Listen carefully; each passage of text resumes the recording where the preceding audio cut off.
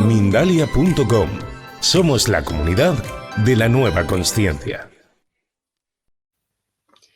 Hay cierto tipo de traumas que pueden ser averiguados desde tu postura corporal. ¿Lo sabías?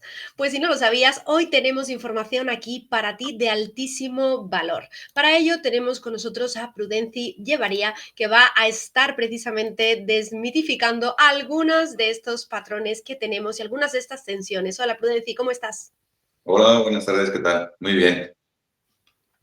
Pues encantados de recibirte en estas pantallas en Mindalia.com. Gracias por acompañarnos, Prudenci. Y vamos directamente al turrón del tema porque está interesantísimo. Yo creo que muchas personas van a obtener de aquí muchas respuestas que se han hecho a preguntas durante muchísimo tiempo. Tú comentas que el trauma vive en el cuerpo y no solo en la mente. Entonces, ¿cómo se expone de alguna forma el trauma a través del cuerpo? Bueno, pues hay muchas formas de poder ver esto, ¿no? Pero el trauma al final tiene que ver con la manera que tenemos de usar el cuerpo, porque cada persona usa el cuerpo de la manera que ve la vida al final, ¿no? Entonces, el cuerpo lo podemos usar tanto como para expresarnos libremente como para contener expresiones, ¿no? Entonces, esto tiene mucho que ver con la educación que hemos tenido, ¿no? Hay gente que para ella está mal llorar, para ella está mal mostrar su debilidad o cualquier cosa de carácter. Y entonces el cuerpo se usa más para contener, por ejemplo, una parte vulnerable que para expresarla, ¿no? Entonces, toda esta manera del carácter de la persona, a través de la musculatura emocional, en el cuerpo, pues se va quedando, ¿no? Se va usando el cuerpo de una manera que al final coge una forma, ya bien sea por la estructura, por la grasa o por lo que sea, y se va viendo más o menos qué tipo de carácter tiene la persona. Muy interesante. ¿En qué se diferencia, por ejemplo, el llevar el cuerpo a una terapia corporal de otras formas, como puede ser la terapia psicológica, de la que estamos normalmente más habituados? ¿Qué señales o qué información podemos obtener allí? Bueno, pues lo más importante de la parte del cuerpo en terapia es que, claro, nos dan información que es totalmente fidedigna, ¿no? Porque al final lo que más cuesta en las personas es conocernos a nosotros mismos. Y cuando tenemos esa información y podemos ver qué tendencia no nos dejamos hacer o no nos dejamos ser porque está vista en el cuerpo, pues es una terapia mucho más rápida, mucho más fidedigna, como he dicho antes, y además lo más importante es que la persona tiene que poder conocerse profundamente, ¿no? Una cosa es lo que somos realmente, de base, y otra cosa es lo que nos obligan o nos dicen que tenemos que ser. Por ahí siempre está el gran problema, ¿no? Entre lo que soy y lo que muestro, ¿no? Y allí es la parte corporal donde te dice realmente lo que eres. Pues dentro de esta terapia, si te parece, vamos a abordar algunos de los casos que tú has visto, ¿no? Dentro de tu consulta. Y me gustaría conocer cómo se proyectan entonces estas tensiones y posturas del cuerpo que nos ayudan a entender nuestros traumas. Es decir, ¿qué es lo más común que te encuentras entre las personas que acuden a ti? Bueno, la verdad es que las personas que vienen a terapia hay de todo tipo, ¿no? Pero básicamente el tema se trata de que, bueno, hay una parte instintiva en la persona y luego una parte racional, ¿no? La gran pelea es esta. Entonces, el cuerpo tiene una vida autónoma y nosotros tenemos nuestra parte racional por la educación. Entonces, lo que pasa es que ves, por ejemplo, la grasa, dónde está localizada la grasa es importante porque ves la tendencia que tiene la persona, ¿no? Esto está basado en los tres tipos de defensas que hay en la parte biológica de la persona, que es una es atacar a un problema, otra es huida y la otra sería hacerse el muerto, ¿no? Estos tres tipos de defensa totalmente instintiva en la persona, lo que hace es que coloca la grasa en un sitio y en otro, ¿no? Entonces se ve mucho este tipo de defensa que tiene, ¿no? Y desde ahí pues podemos entender muchas cosas. Me parece un abordaje muy interesante con este tema de la grasa que comentabas, Prudenci, y sobre todo al tema de las mujeres, ¿no? Asociado al tema de las mujeres, ¿tú consideras que puede hacerse, por ejemplo, patente a través de la grasa el trauma que pueda llegar a tener una mujer? Bueno, esto que me comentas, a ver, el tema de la grasa, hay muchos aspectos y muchos factores, ¿no?, que determinan el tema de la grasa. Por ejemplo, la alimentación y las hormonas, ¿no? Pero aparte de esto, así a grosso modo, lo que estamos hablando aquí no es la parte estética, sino el tipo de carácter que tiene la persona. Entonces, en las mujeres, por ejemplo, igual que los hombres al final, pero las mujeres, por ejemplo, las mujeres que tienen toda la grasa más localizada en el tórax, en la parte de arriba, con más pecho y tal, son personas que se les llama de poder, son gente que se obligan a poder con todo y tienen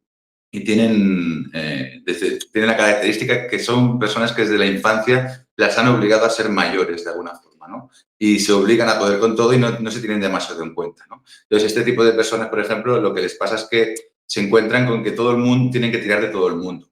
Esto es un tipo.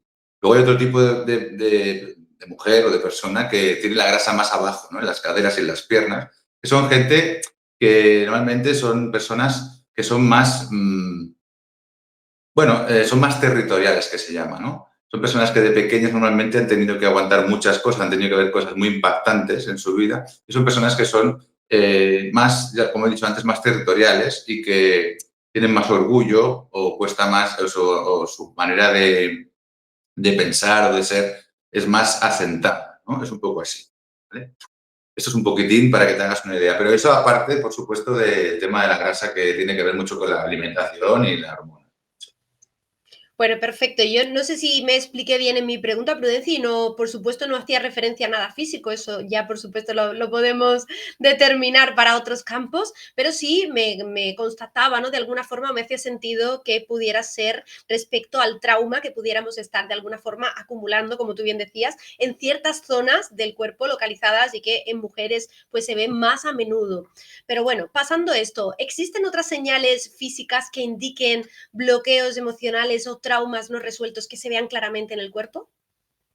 Pues sí, realmente, mira, tiene un poco que ver con el tema, coincide un poco con el tema de los chakras, ¿no? Al final, lo que buscamos, hay una parte psicológica que tiene que ver mucho con la parte muscular, ¿no?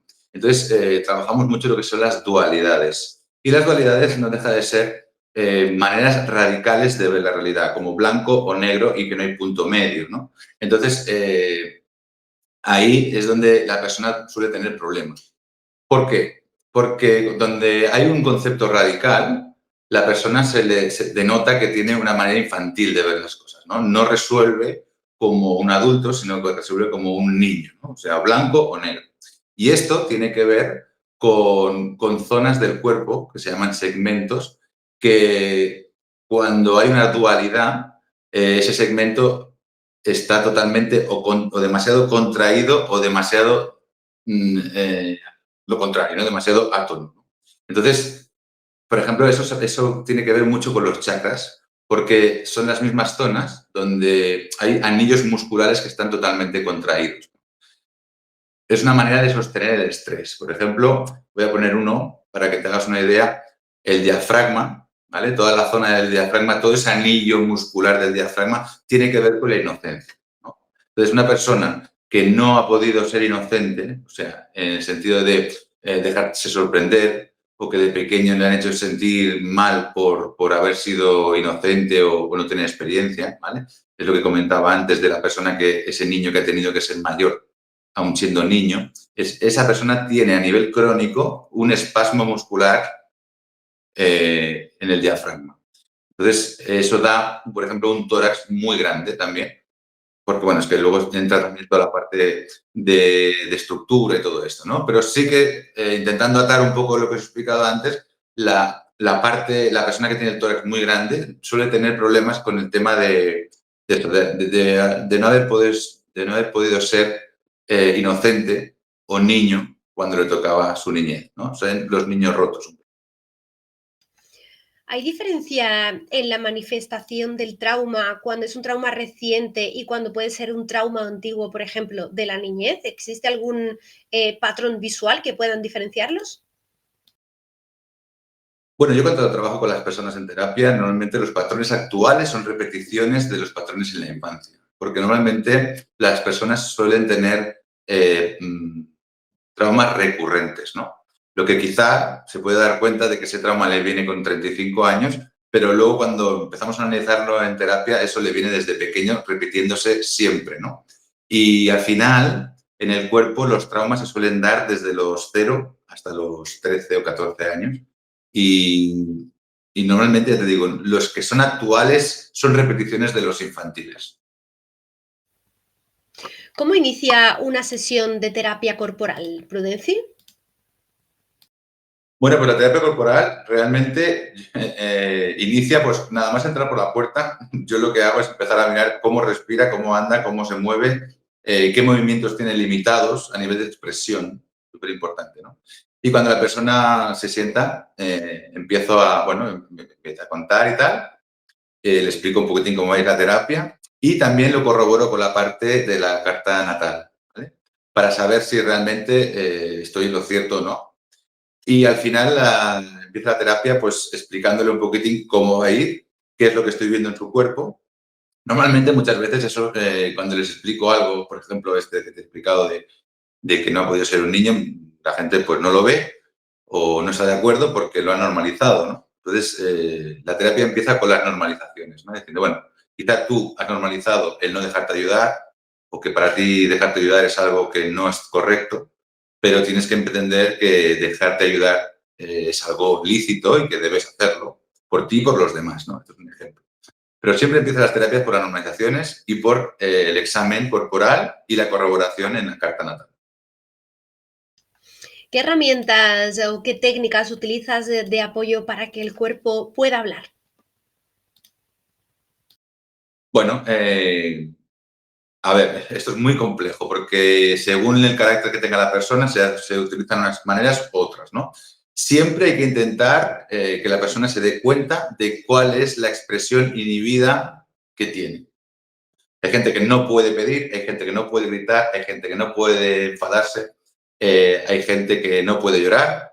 Entonces hay que intentar poquito a poco que la persona vea que no es capaz y que ella misma se sorprenda de que tiene inhibida una parte de su ser que eso le comporta problemas en su vida. Entonces, hay mucho tipo de movilizaciones y de actings que se utilizan para que la persona se dé cuenta. Pero depende mucho de la sensibilidad de la persona. Muchas veces no se puede ir rápido porque la persona se puede asustar. Y hay que adaptarse con mucho cariño a la persona. Veo que esto es algo muy personalizado, ¿no? Muy íntimo, donde requiere muchísimo estudio del paciente o de la persona que acude a la terapia. Y quería consultarte por el tiempo, pero no sé si realmente podemos determinar cuánto tiempo, cuántas sesiones necesita una persona para que pueda conectar y sobre todo deshacerse, perdón, que no me salía la palabra, del trauma, ¿no? Al que hemos venido a trabajar. Bueno, esto es muy relativo, ¿no? Sí que hay una base troncal, ¿no? O sea, sí que hay una parte teórica, un marco teórico donde tienes que la persona la tienes que dar para que entienda, ¿no? Como por ejemplo el tema de las dualidades, el tema de las normalizaciones, el tema de las máscaras, bueno, un poco todo, ¿no? El tiempo, pues mira, hay gente que en 2 meses lo tiene superado y hay gente que está a 6 meses o así, ¿no? Depende. Y luego, bueno, es que claro, cada persona es un mundo, ¿no? Pero al final, la finalidad es que vean que el trauma no es tanto como se pensaba, ¿no? Porque piensa que los traumas al final se dan de pequeños, cuando somos pequeños y para nosotros es un mundo, pero cuando uno es adulto y lo vuelve a trabajar desde la experiencia del adulto, esto se minoriza muchísimo al final ese trauma, ¿sabes? Entonces, el tiempo son entre 3 y 6 meses más o menos, siempre y cuando la persona también tiene que estudiar, ¿no? Es importante que estudie y que sepa lo que tiene que hacer. Gracias, Prudenci. ¿Qué papel juega la conciencia corporal en el proceso de sanación de la persona? Bueno, la conciencia corporal es clave, porque al final muchas personas se dan cuenta de que solo van a poder cambiar cuando cambien su cuerpo, ¿no? Entonces, la conciencia corporal es increíble como las personas muchas veces no se dan cuenta de que tienen apretados los glúteos o el diafragma, pero constantemente, ¿no? Entonces le dices, oye, pero si tienes esto apretado, ¿no? Y pues no. Y al cabo de un tiempo se dan cuenta de que sí, que es cierto, ¿no? Que empiezan a darse cuenta de que sí que tenían esa parte en espasmo, ¿no? Pero es importante que la gente entienda que puedes cambiar tu carácter, no cambiarlo, sino pulirlo, solo cuando empiezas a cambiar el cuerpo. ¿Qué quiere decir? Cuando tú dejas de resistirte a una expresión, como por ejemplo la de necesitar, o la de pedir, o la de protestar, el cuerpo deja de estar apretado en una zona concreta. Entonces, cuando la persona consigue madurar esa parte, deja de apretar tanto, deja de estar en tanta alerta y puede cambiar su personalidad, entonces, perdón, su carácter. Entonces, la conciencia corporal es básica totalmente. Muy bien, si os está gustando esta charla hasta aquí, yo quiero recordaros que en la caja de descripción vais a encontrar más información sobre nuestro especialista, sobre Prudenci.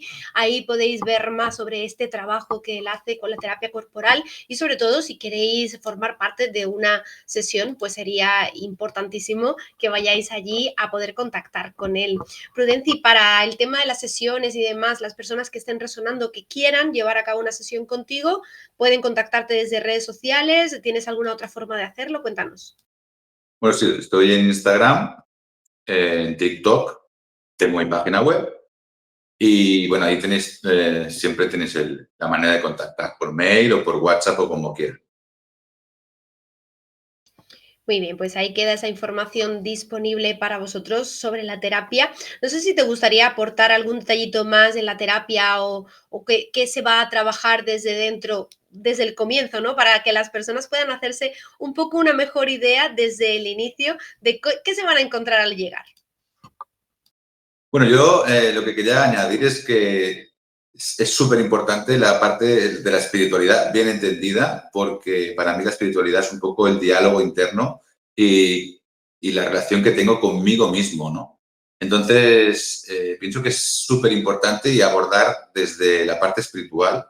Pero espiritualidad, vuelvo a repetir, quiere decir qué me dejo hacer, qué me gusta de mí, qué no me gusta, qué intento proyectar en los demás para no verme a mí mismo. Toda esta parte, ¿no? Es la parte espiritual para mí. Súper importante saber la relación que tengo conmigo mismo y a partir de ahí empezar a trabajar, ¿no? Porque cuando empiezo a conocerme y empiezo a entenderme, puedo empezar a perdonarme. Porque al final lo que solemos hacer las personas es que lo que no me gusta de mí mismo lo critico en los demás. Y es importante, pues, poderme conocer de una manera cierta, ¿no? Y como el cuerpo es algo que llevo y lo vengo usando de determinada manera, pues me da esa información. Y entonces muchas veces me puedo entender y puedo estar en paz conmigo mismo y con los demás, ¿no? Muy importante que consigamos ese camino de autoconocimiento. En unos segundos seguimos hablando aquí junto a Prudenci de emociones. No os vayáis. En Mindalia Radio no solo escuchas, te transformas. Con mensajes que van directo a tu corazón y canciones que siempre tienen que ver contigo. Entra en mindaliaradio.com y vibra con una nueva onda. Conecta con la gente que está cambiando el mundo en positivo. mindaliaradio.com, conectando corazones a diario y en todo el mundo. Mindalia Radio, la emisora del pensamiento positivo.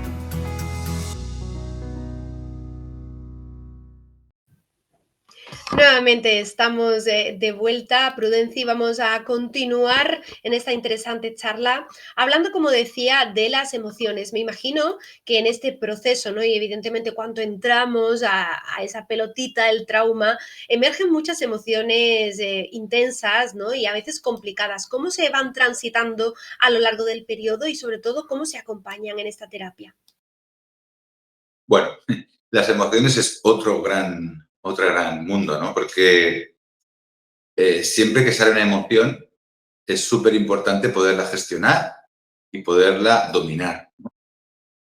Claro, salen muchas emociones, pero la persona al final, la mejor manera de dominarlas es respirando. La respiración es una manera fantástica. Pero justamente hay emociones en las cuales usamos el cuerpo para no sentirlas, ¿no?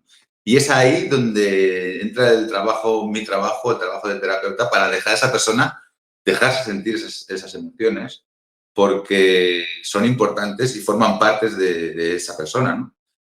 Para mí eso es honrarse a uno mismo. Quiero decir, si tengo que llorar, pues me tengo que dejar llorar. Si tengo que enfadarme, tengo que dejarme enfadar, para luego entender qué hay detrás de esas emociones. Porque las emociones muchas veces se usan para no sentir otras, ¿no? O sea, muchas veces las personas se enfadan para no llorar, o lloran para no enfadarse, ¿no? Y eso es importante y es algo que se enseña y lo pueden corroborar ellos mismos. Y eso es la manera de crecer emocionalmente y poder tener una buena manera de gestionar las emociones, ¿no? Tú como terapeuta, Prudenci, ¿en qué momento, en qué punto identificas o ya reconoces que la persona está avanzando en la liberación del trauma?